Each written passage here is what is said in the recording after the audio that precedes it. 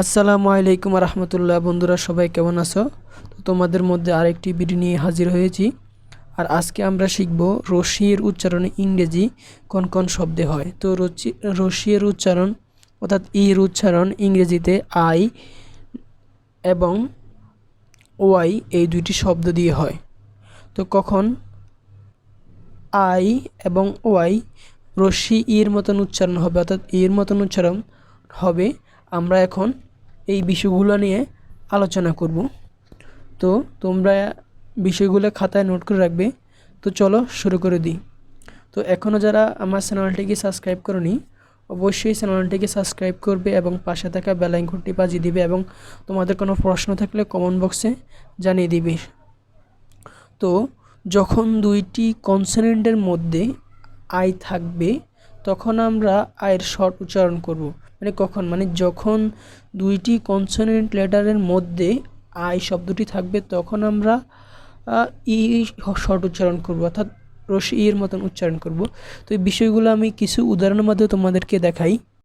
তো কিছু উদাহরণ দেখো, এখানে MILK মিল্ক, এখানে আই কিন্তু মধ্যখানে আছে, এই কারণে অর্থাৎ মাঝে আছে, মানে দুইটি কনসোনেন্ট লেটারের মধ্যখানে আছে। এখানে কনসোনেন্ট লেটার এম এবং এল।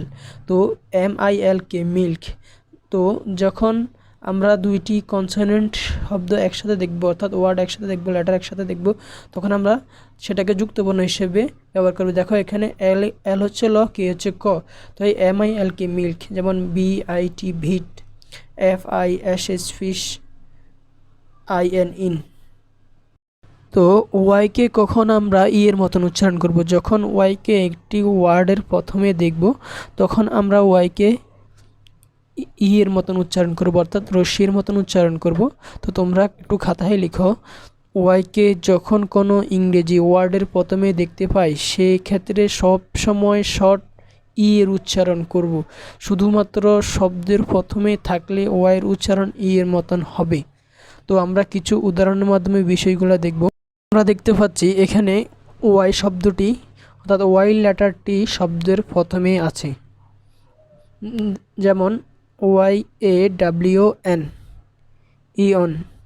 দেখো আমরা আগের ভিডিওতে দেখিয়েছি AW অর্থাৎ AW যখন থাকবে একটি শব্দের মধ্যে তখন অ এর মতন উচ্চারণ হবে। তো এই ভিডিওটি যারা দেখোনি অবশ্যই ভিডিওটি দেখবে, আর আমি ডেসক্রিপশন বক্সে ভিডিওটির লিঙ্ক দিয়ে দেব, সেখান থেকে অবশ্যই দেখে নেবে।